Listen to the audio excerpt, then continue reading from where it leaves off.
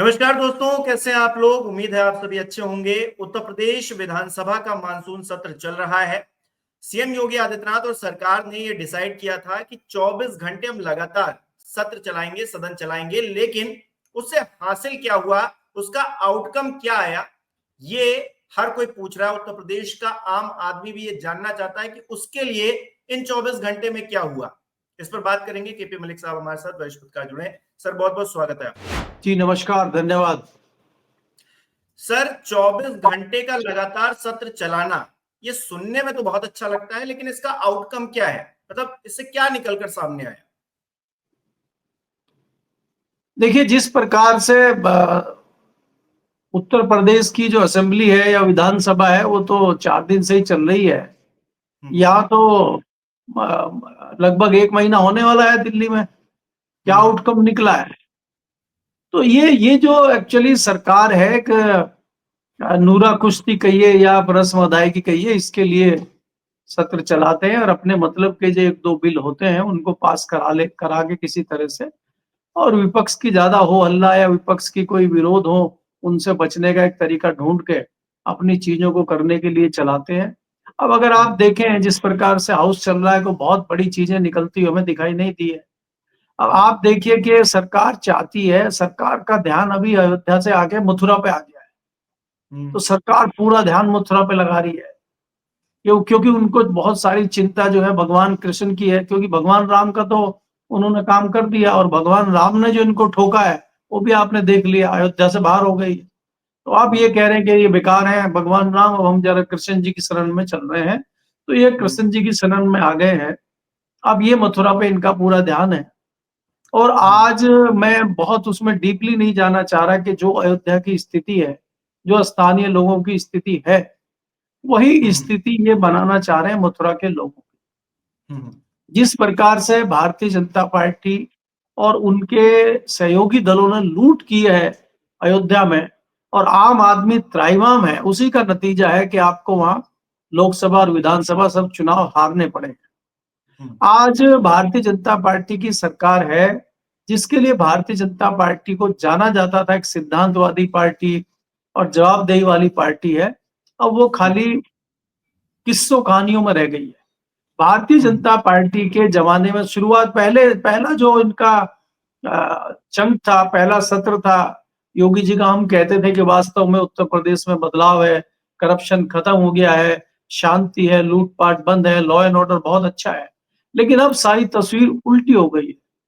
हम्म, लूट मची हुई है, अपनी चरम सीमा पे है लूट, जमीनों पे कब्जे चल रहे हैं, आम आदमी परेशान है, सरकारी तंत्र खुलकर भ्रष्टाचार कर रहा है, कोई पूछने वाला नहीं है, आम आदमी की सुनवाई कहीं नहीं है। हम्म, दिखाने के लिए बहुत अच्छा है सब कुछ। अब आप देखिए, एक तरफ तो आप स्कूलों को बंद करने की बात कर रहे हैं, मर्ज करने की बात कर रहे हैं, और दूसरी तरफ ये कह रहे हैं कि भाई जो पिछली सरकारें थी वो तो गै से गधा पढ़ाती थी, हम आए हैं हम गै से गणेश पढ़ाएंगे। यानी कि आप क्या कर रहे हैं, आप सब चीजों से ध्यान उठा के आप धर्म में लपेटना चाह रहे हैं कि हम हम्म, बाकी चीजों की व्यवस्था करें ना करें, हम कुंभ की व्यवस्था बहुत अच्छी करेंगे, हम कावड़ की व्यवस्था बहुत अच्छी करेंगे, और जो कावड़िए होंगे उनके ऊपर फूल बिखराएंगे, और जब वहां बाढ़ आ जाएगी कुंभ की इलाहाबाद में, तब हम कह देंगे ये तो प्राकृतिक आपदा है, इसमें हम क्या करें। अगर हम्म। कुंभ करेंगे तो हम करेंगे, और आपदा आएगी तो प्राकृतिक आपदा हो जाएगी, हम वहां पल्ला झाड़ देंगे अपना। तो अच्छा इस सर, मैं ये प्रकार की समझना चाह रहा था कि ये सियासी तौर पर हर राजनीतिक दल ऐसा करता है, लेकिन सवाल है आम जनता का। विधानसभा का सत्र हो रहा है, पैसे खर्च होते हैं। विधानसभा के सत्र ऐसे ही तो हो नहीं जाता है, संसद चलती है उसके भी पैसे खर्च होते हैं। लेकिन विधानसभा में आम जनता के लिए कुछ निकल पा रहा है, या फिर सरकार और आपने जैसा कि कहा कि नूरा कुश्ती कर लेते हैं आपस में ही, आरोप प्रत्यारोप का दौर चल जाता है, कोई मंत्री सोता रहता है, कोई मंत्री कसम दिलाता रहता है, और बातें ऐसे ही निकलकर खत्म हो जाएंगी, कुछ आउटकम निकलेगा नहीं। जो सरकार को करना है अपनी मनमर्जी करती रहेगी, विपक्ष कितना भी चिल्ला ले। यही है सच्चाई।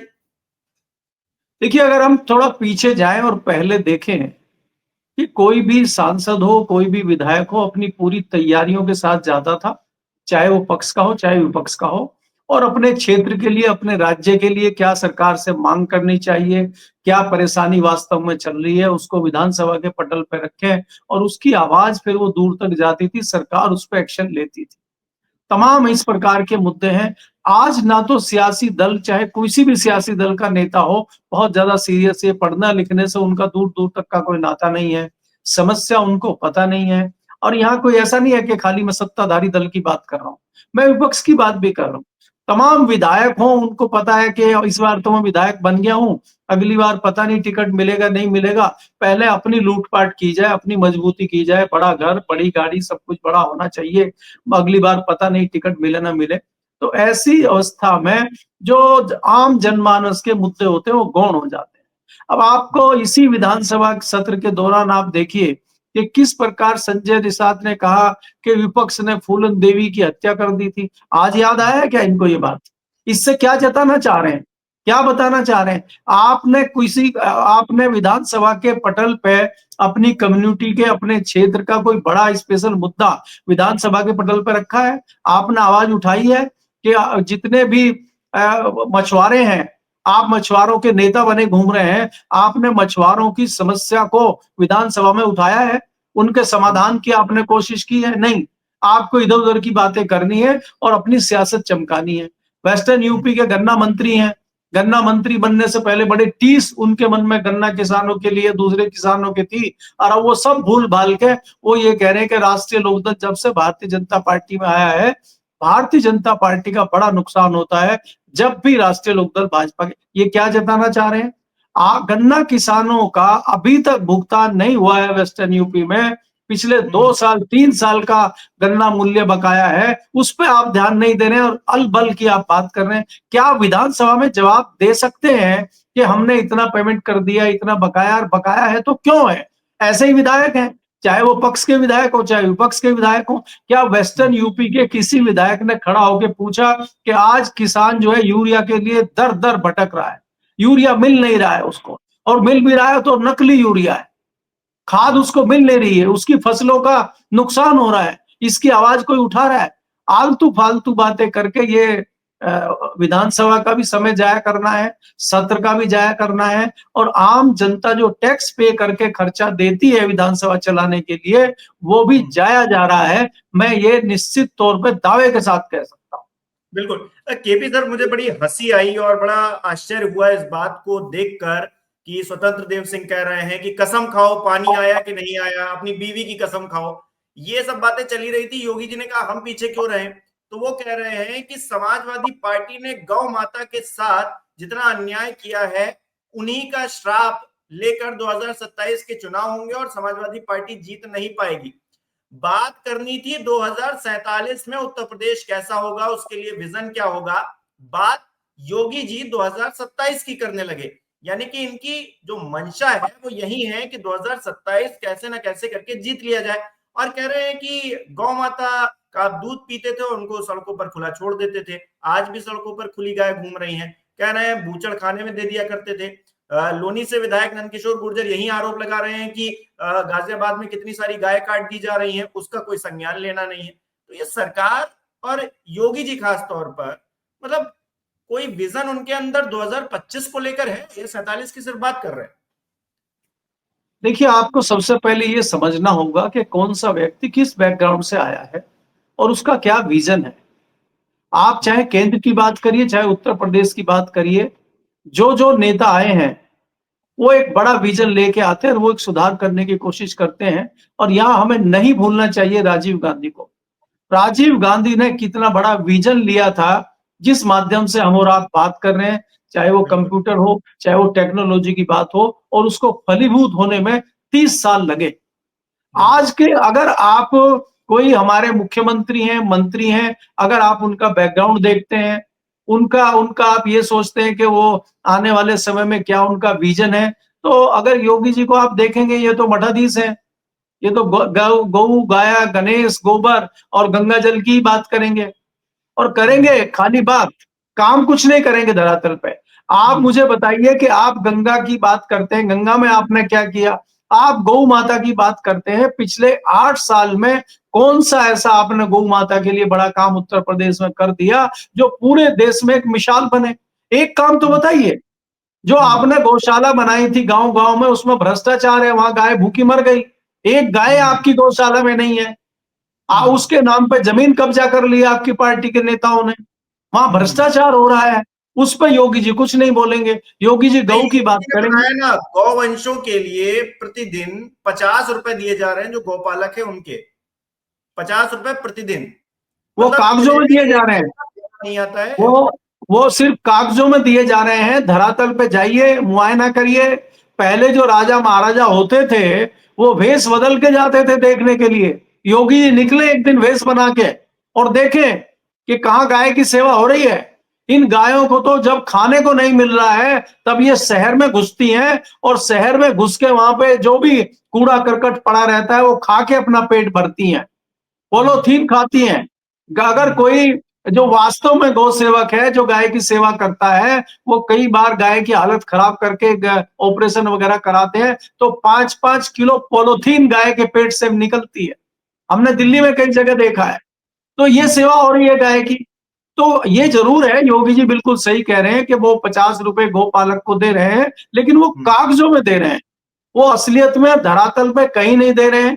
किसानों के खेत में जबरदस्ती घुस जाते हैं आवारा पशुओं के झुंड और किसान की फसल बर्बाद कर देते हैं। वो किसान जाने और गाय जाने और बैल जाने, उसमें ना योगी जी का लेना देना है, ना किसी और का लेना देना है।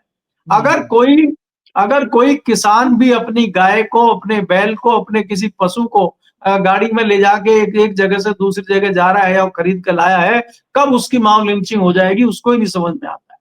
कहाँ ले जा रहे हैं? ये लोगों ने धंधा बना लिया है। कुछ लोगों नहीं ने सर, लूट-पाट का धंधा ये बना लिया। जी, यही मैं सोच रहा था कि उत्तर प्रदेश में विधानसभा का इतना बड़ा सत्र चल रहा है, 24-24 घंटे लगातार विधानसभा चलाई जा रही है, और हेडलाइंस क्या बन रही हैं उत्तर प्रदेश के अंदर। मतलब आप देखिए अखबारों में या फिर डिजिटल मीडिया पर हेडलाइंस क्या बन रही हैं कि 2 बीजेपी के विधायक आपस में विधानसभा के अंदर लड़ रहे हैं, लड़ाई कर रहे हैं। हाथापाई तक की नौबत आ गई है। समाजवादी पार्टी के लोग मजे ले रहे हैं, कह रहे हैं कि इनका विजन खुद ही नहीं है, बोलने को लेकर तो ये लड़ाई करने लगते हैं, तो फिर क्या ही कीजिएगा।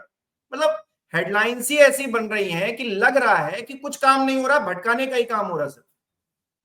देखिए, मैं आपको वही पहले कहा है कि अगर कोई भी विधायक हो, मंत्री हो, अगर विषय का अध्ययन करके विधानसभा में जाएगा, चाहे वो मंत्री हो, अगर वो अच्छा जवाब देगा, जनता के हित में जवाब देगा, तो विपक्ष के किसी विधायक की या सवाल पूछने वाले की हिम्मत नहीं है कि वो उनसे दोबारा सवाल कर सके। तथ्यों के हिसाब से उनको जवाब देना चाहिए कि हमने ये किया है और आप हमें चैलेंज कीजिए। और दूसरी बात ये विनम्रतापूर्ण होती थी, पहले हमने बहुत कवर किया है सदन को, ऐसा नहीं है कि वो कहते थे कि हो सकता है सरकार की नजर में कोई बात नहीं आई हो, तो आप हमें अवगत कराइए, हम इस पर संज्ञान लेंगे और अगर हमसे कोई गलती हो रही है हम उसको ठीक करेंगे। ये मंत्री का कर्तव्य होता है। वो हाथ में गंगा जल उठवा के वहां कसम खाएं, जय श्री राम के नारे लगाएं, इनका तो एजेंडा ही यही है कि धर्म की चाशनी में लपेट के हर चीज को कर दो ताकि कोई बोल ही ना पाए, बोले तो उसको अधर्मी बताओ, उसको देशद्रोही बताओ। इनका एजेंडा ये है। और चुनाव जीतने की बात आपके सामने आ रही है, क्या हो रहा है कि 2027 की कल्पना अभी से आप कर रहे हैं। आप 25 में हैं और आप 2027 की बात कर रहे हैं, तो 2027 तक तो गंगा में बहुत पानी बह चुका होगा। कहीं ऐसा ना हो कि लोकसभा चुनाव की तरह आपको 2027 में भी एक अनजानी पार्टी आके उलट दे। समाजवादी पार्टी ने कोई बहुत बड़ी क्रांति 24 में नहीं कर दी थी, और कहां पहुंच गई ये।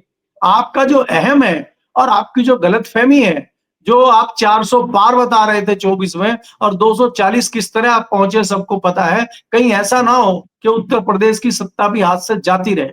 तो इसलिए मुझे लगता है कि अपने अंतिम समय में, चाहे वो मुख्यमंत्री योगी हो, चाहे दूसरे मंत्री हो, अपने इस समय में उनको बहुत अच्छा काम करना चाहिए ताकि लोग उनको याद करें। अब चाहे मायावती जी हो, चाहे अखिलेश यादव हो, उनके कुछ काम ऐसे हैं जो आज भी जनता याद करती है उनको। अब क्यों करती है, तो आप भी कोई ऐसे 1-2 काम कर जाइए जो आपको याद करें। आपको आज सिर्फ इसलिए याद किया जा रहा है कि आप जातिवादी नेता बन गए हैं। जहां एक मठाधीश है, अब आपका किसी जाति विशेष से लेना देना नहीं होना चाहिए।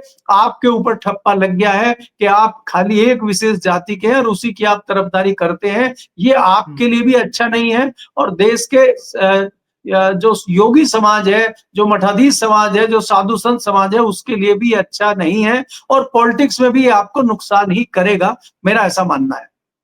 बिल्कुल, हमारा विजन ये होना चाहिए कि हम आज को देखें, कल को देखें और जो आने वाला कल है उसको भी देखें। लेकिन हो क्या रहा है, सारी चीजें गोलमोल की जा रही है। बहुत बहुत शुक्रिया सर हमारे साथ जुड़ने के लिए आपका। हमारे दर्शक किस तरह से देख रहे हैं इस 2047 के विजन को, क्योंकि सरकार ये कह रही है कि हम 2025 में 2047 का विजन सेट कर रहे हैं और इसके लिए विधानसभा का 24-24 घंटे सत्र चलाया जा रहा है, सदन चलाया जा रहा है। लेकिन उससे निकल कर क्या आ रहा है दोस्तों? आपको क्या मिल रहा है? क्या आपको कुछ समझ में आया है? 4 दिन का सत्र हो गया है, कुछ समझ में आ रहा है कि आपके लिए कोई बात की गई हो? और जैसा कि केपी साहब कह रहे थे कि हर विधायक को अपनी बात कहने के लिए पूरी तैयारी करके आना चाहिए और वही बात सदन में रखनी चाहिए और यही बात होनी चाहिए। लेकिन ऐसा क्या हो पा रहा है? एक चेहरा और उसी की चर्चा चारों तरफ, और फिर वहीं गाय, मंदिर और आपस में लड़ाई, यही सब चीजें हो रही हैं विधानसभा के अंदर। ऐसे में देख के कष्ट तो होता है, लेकिन आप किस तरह से देख रहे हैं इसे हमें कमेंट करके जरूर बताइए। इस वीडियो को लाइक कीजिए, शेयर कीजिए और हमारे चैनल को सब्सक्राइब नहीं किया है तो वो भी कीजिए। बहुत बहुत धन्यवाद।